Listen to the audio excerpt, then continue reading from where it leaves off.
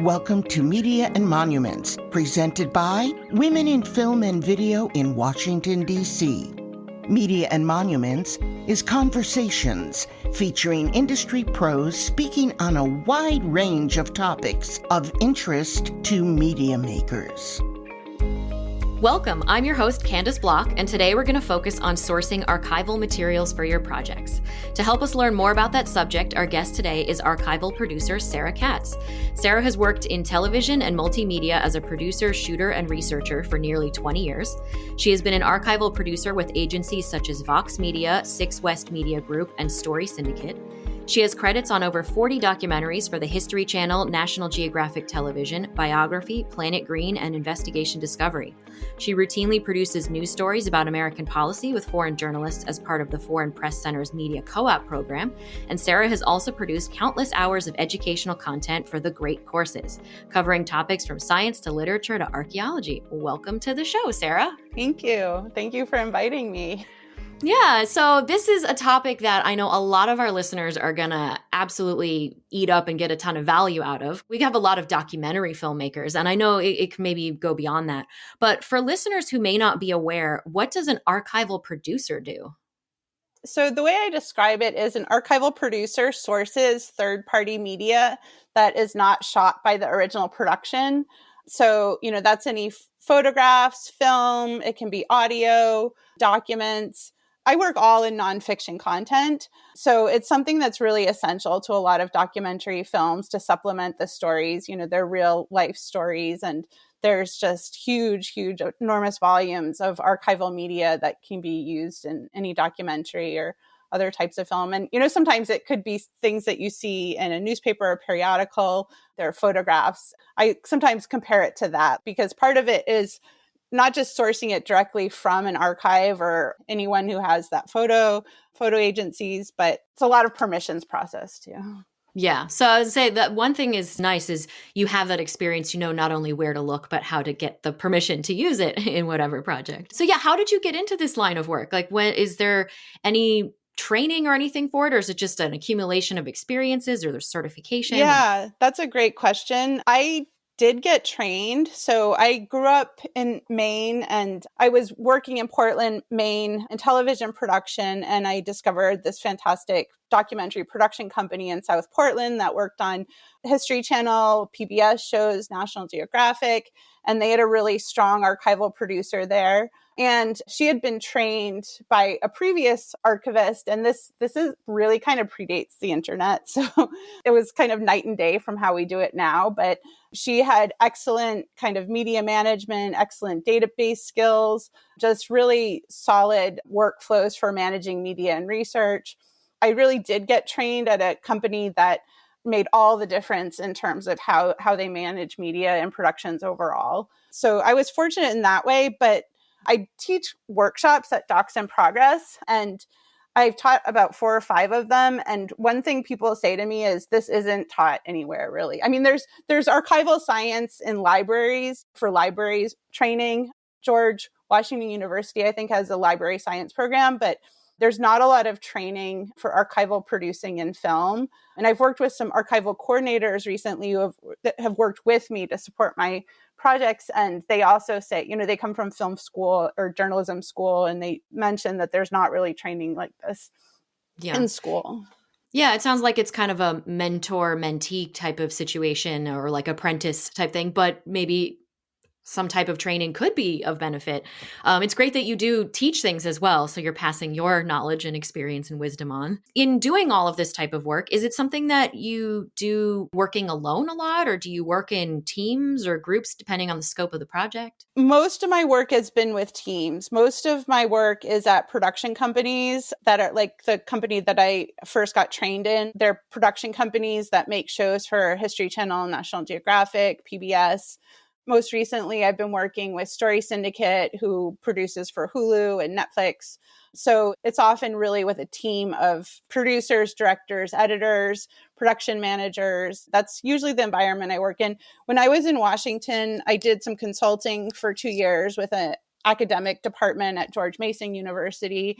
That was a smaller team. And I do some freelance consulting. Like I have people contact me and ask me for research on their independent films. But the bulk of what I do is really with production teams. That's cool. At what point would a filmmaker, especially like a smaller one, if they're starting with a doc and they're thinking, oh, I need to get all these archival materials and different things to start, really fleshing out my piece. At what point should they consider looking into somebody like an actual archival producer or archivist as instead of just trying to do it all themselves? Yeah, that's a good question too. Of course, I'm going to say you should start from square one. You should Right. start from day one. But I say that because there's a lot of complexities to archival research that you might not know if you're just digging into it. I usually advise people not to rely on Google for their research, like not to do Google image search, for instance, or not to rely on Yeah. YouTube. Whoever posts that media to those platforms doesn't own the rights to it. And you always want to find the original rights holder, because if you're distributing to any large audience, you're going to need to get a license or a permission to use the media. And just going from Google or YouTube, it's detective work.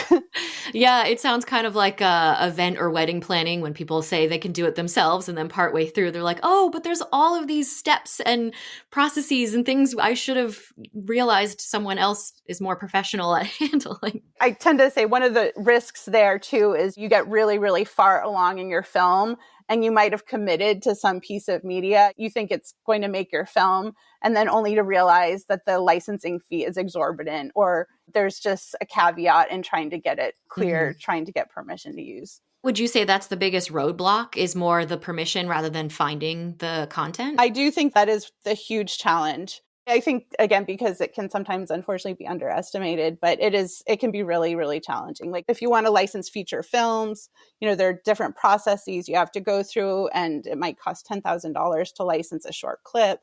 I do think that the clearance process and the fees involved in licensing are the bigger challenges of research. Yeah, and that also brings up, sometimes when people think of archives, they think of really, really old stuff. And it's just any of the content that is not, as you said at the beginning, filmed themselves. It can be considered this stuff. So we're based out of DC. I know that is one of the areas that is particularly fantastic for having resources such as like the National Archives, Library of Congress, Smithsonian, things like that. What makes those particular places so wonderful? And are there resources for archives that filmmakers overlook often, like historical societies or things like that?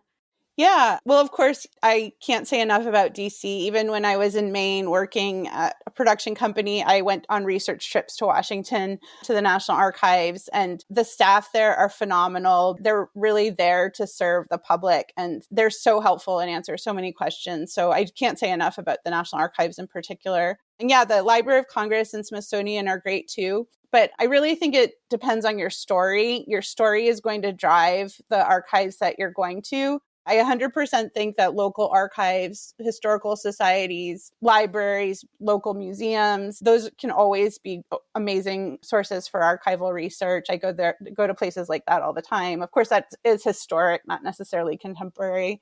But I also think that libraries are really, really helpful for research in general. Librarians are always there to answer questions and point you to different resources. I would agree that historical societies and museums and universities are overlooked.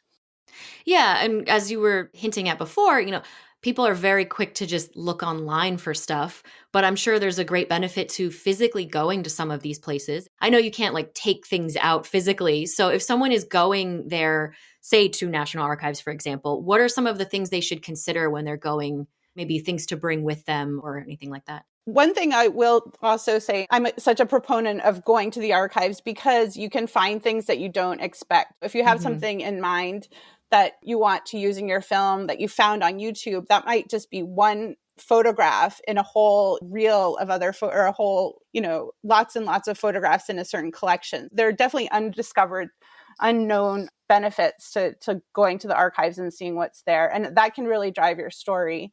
In terms of what to bring to the archives, a lot of them have a lot of restrictions because of the delicacy of the media. So the National Archives does have computers you can use, and you can bring your own computer, and they have Wi-Fi. You can bring hard drives there. The National Archives has reels of footage that you can actually just save to your hard drive, which is amazing. They're usually screener quality. They're not high resolution like broadcast quality, but they're great for research. So I would just talk to the archives about what you can and can't bring.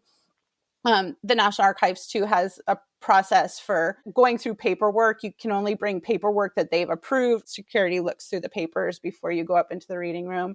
And I always bring notes too. I like to develop timelines, especially if I'm working on a film. Like I'll create a timeline and maybe a list of locations and use those as keywords when I'm doing research. So I try to be really, really prepared in my research and think about what areas might I discover just by using keyword searches. There's just the whole fun of going to an archive is what you don't expect to find. Yeah, I mean, there's two questions I have about that. One about resolution quality. I'm just curious because it is kind of a fun adventure. I've done some myself. I've been to the National Archives and done a little bit for some projects. And it is, it's amazing what's there.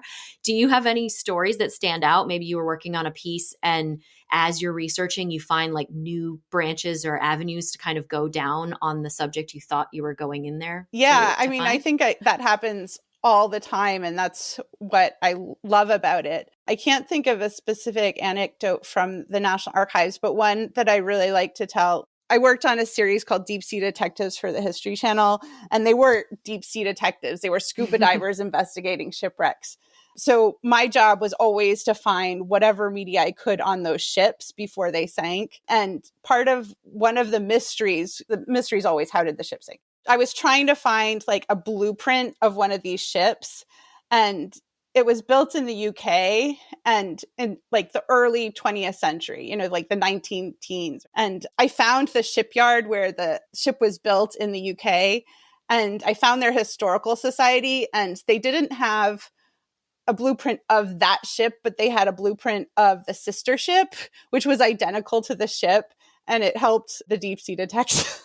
That's awesome. Yeah.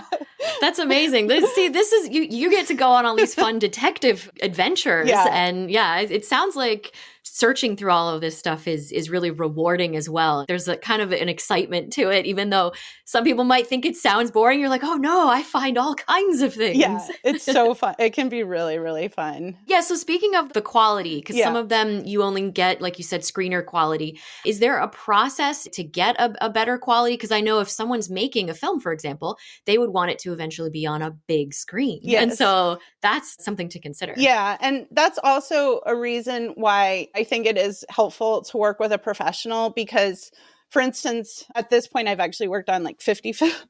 And there's a very solid workflow for how to manage this archival media, and it works. I mean, this is what I was spending my time doing today for the last few weeks. The process is usually you get like temporary low resolution research files, whether it's film or video or photographs. I guess things have changed since I started like pre-internet, but where you can get You're like, I don't want to date myself. I know. But no. It's fine though. There's still a lot that's done offline. So it's at any time. It's anytime. And to be honest, like there's still a lot of media that is not digitized. And that's an advantage of going to the archives and working directly with the archives, is because they don't always have the resources to digitize everything. Mm-hmm. So if you work with them, they might digitize it for you. There's often a fee involved, but you can find things that are not on the internet. Yeah, and it's an ongoing process to digitize them. So you're not going to find everything in lens. You dig deeper. Yeah. So I guess some of the shows I've been working on more recently, the producers really do want to get the highest quality in their cuts. But the way I was trained was to get research files, because when you buy high resolution media, it's going to cost a lot of money. So we get temporary files until the show is locked, until we know the show is final. And at that stage, I work with vendors. Like the National Archives has post-production vendors that they work with, like Henninger is one of them, Color Lab's another one. So there are these post-production houses that do National Archives transfers. And then you can order them in 4K or HD. You can talk to them about whatever quality you need for your film. For photographs, like I would go to the National Archives and bring a scanner. That's pretty common. You just go in and you can scan it at whatever resolution you want. They have scanners there too. I think they might costs like 25 cents or so per scan, something like that. There's usually a process for the films I work on that you get low resolution media until your show is locked, and then you up-res. So you order all the high resolution. Yeah, that's smart. It's almost like a pre-viz or something or Yeah. storyboarding. You kind of get it, and then you're only going to pay for what you need. Yeah. Yeah, that makes a lot of sense. And you figure out the budget along the way. Like right. I do budget estimates at every cut delivery. Mm-hmm. How often does that happen where there's something that somebody really wants, but it's not in the budget to get the version, so they maybe have to pick a different... Yeah, that's always a balance. Like that's something that I go through with every piece of media, because producers have a vision in mind for how they want to tell their story. And so I might go out and get estimates on how much the licensing is. A lot of projects I've been working on recently work really closely with legal counsels and see if there are paths towards fair using media. That really takes a legal consultation to determine whether your editorial use falls within fair use. And then you're not paying licensing fees. I always say I'm not a legal consultant. I'm like a middle person in between the lawyer and the filmmaker. That also kind of points out, are there different legal considerations for how the material is going to be used? Like if it's documentary or maybe like advertising, I would imagine there's differences there. Yeah, that's a good question too. Yeah, that's something that I always talk to my vendors about. I work on documentaries and there are different tiers. There's different criteria for licensing media. And one is the type of media, like theatrical, television, internet. So it's media type, duration of the license, and territory of the license. And for my projects, I license for the terms all media worldwide in perpetuity. But that's going to be the highest licensing cost. I license for editorial. There's different costs for commercial licensing, for advertising. And if you were to license, for instance, like cinematic rights just for North America, not worldwide, that would have a different rate than all media worldwide. So there's a lot of different factors that I always talk to any archives or footage vendors about when I'm licensing and get the rates based on that. Yeah. Well, that's another example of why it's important to go through somebody who knows about all of these things and has the experience and can take those considerations. What do you think about organizations such as like the Society of American Archivists? Are there other organizations like that as well? Is that something that's a good resource that people should look into? I don't know that much about the Society of American Archivists. I think it's an academic group, maybe for museums. And I do know that there's a whole world of archiving within the museum realm. I follow some of those groups on social media.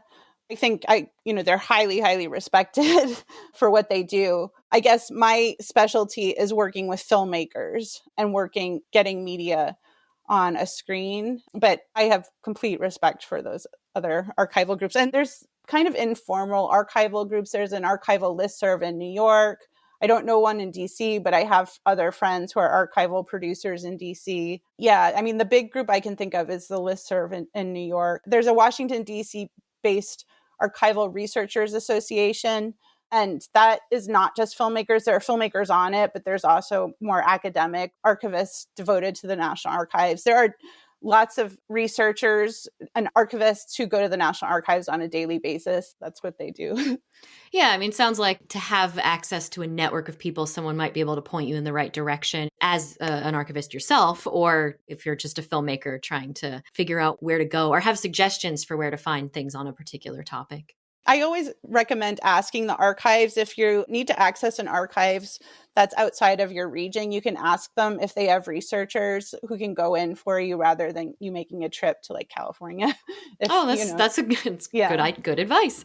Obviously, more and more is becoming digital and there's online resources and things. Do you find that a lot of these resources have really good online organizing or cataloging of everything? And is that a good place to start? It's always a good place to start, but it really depends on what your subject matter is.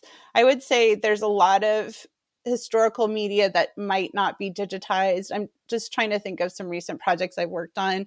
I worked on a show about the toy industry last year for the History Channel, and we were talking to some university archives that had like the corporate collections of some of these toy manufacturers, and they were not digitized. They sent us a list. And this can be complicated if you can't go to a library that has a huge collection. I mean, it's ideal if you can go to that library, but they would have like a list of the media that they had, and we would just have to kind of take our best guess what is going to be valuable from that collection, and then order like a research copy of it. You've brought up a couple examples so far, but is there any like a project that you worked on where you gathered and learned a lot about something and it just kind of sticks with you to this day? Well, that's why I love my work because I've worked on so many projects that I'm really, really proud of. And I'll be honest, the project that I'm wrapping up right now is one of my top favorites. I mean, I always work with wonderful people. Like I have made some amazing colleagues on every single project, but I'm really excited about the project I'm working on right now, which is releasing this summer on Netflix. Are you able to talk about it or share any more? Or there is it hasn't something been a public be... announcement of the title yet, so I can't say more. Okay. Well, we will keep an eye out for that. Hopefully we can, when it does come public, you can maybe let us know and we can tack it on to the show notes or something. Yeah. And let everyone know. I mean, it sounds like this career has been really cool, and it's a way to learn a lot about a lot of different topics, and diving deep into the research is kind of like you're almost getting like a free degree or getting paid to learn a lot about a lot of different subjects. If someone wanted to get into this same field, is there any advice that you would give them if they wanted to do what you do? Because you've talked so highly of it. I mean, I'm curious about it now too. Yeah, I always want to encourage people who are curious to pursue what they're passionate about. And I think doing research, having that innate curiosity will do you well, I guess, if you want to pursue that, because you have to do investigative work. And there's a lot of media management. I would say understanding media management and rights and clearances is really important, and like we were talking about earlier, kind of overlooked. So if you have those skills, or if you want to learn, it's good to kind of take those roles and get your foot in the filmmaking industry. Actually, somebody did say to me recently, this is the work of God. I think because I am the middleman with legal teams a lot, and I do a lot of like logging. It's not always glamorous, but it's fun. A lot of it's really it sure sounds fun and interesting. You can't talk about the project you are currently working on, but are there projects you can talk about that are recent that we should keep an eye out for, that we can point to it and be like, hey, Sarah helped get that? Yeah. I worked at A&E last year, and so I worked on two big series there. It's the Built series, and they kind of have spin-offs on all of these different topics, but I worked on the machines that built America and the toys that built America. Oh, that sounds so fun. Folks might know those. That's cool. So when you watch things now, do you ever look and either see the things that you helped get and that have a sense of pride, or do you see things that maybe are on a project you haven't worked on? You're like, wow, that was a good find that whoever got that, you know? Yeah, I definitely have a lot of curiosity when I'm watching something for where the archival material came from. Yeah, you've got your archivist eyes on it always. Yeah. No, I mean, a lot of the projects I work on are very, very fast paced. And I do kind of have a passion for working on projects where the archive is doing a lot more of the storytelling. As much as I love the projects I work on now, you know, it would be great to work on really important social justice films. That's something I would love to do.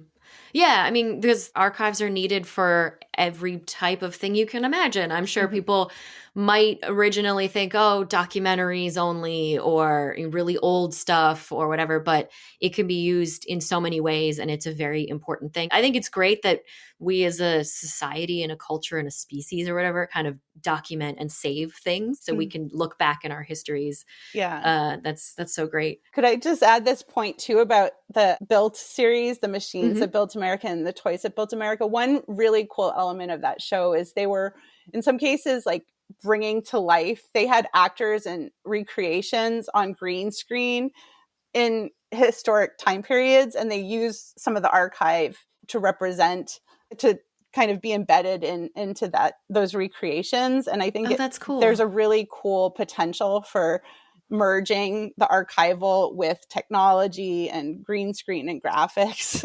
Oh, that's awesome. That's a wonderful new exciting potential avenue that will utilize that. So if anyone wants to learn more about you or the work you've already done, or even potentially reach out about using your skills or expertise, where can they go and how can they connect with you? I have a webpage, katztale.com, katztale.com. And it has my bio. It has some clips, excerpts of projects I've worked on, and a page about my archival research. There's a contact form on the website. Yeah. And I have an IMDb page as well, and LinkedIn. Excellent. Yeah, and we'll put all that stuff in the show notes. This has been really fascinating. I think it's a cool subject, and it's awesome that you get to make a living doing this. Like I said, having done only a tiny bit of it myself, but like experiencing how neat it is to peek into the treasure trove of archives. It's definitely something that I hope when people are listening are thinking about doing stuff, not only do they realize it might not be something they could do on their own to reach out to somebody, but to also realize you can tap into so much stuff to enhance your projects. So thank you so much. I enjoyed all of your knowledge, and thank you for being on the podcast and sharing your expertise with us today. Thank you so much for interviewing me. I really appreciate it. It's lovely talking to you. Thank you for listening to Media and Monuments, a service of Women in Film and Video in Washington, D.C. Please remember to review, rate, and subscribe wherever you listen to this podcast. For more information about WIF, please visit our website at WIF as in Frank, V as in Victor.org.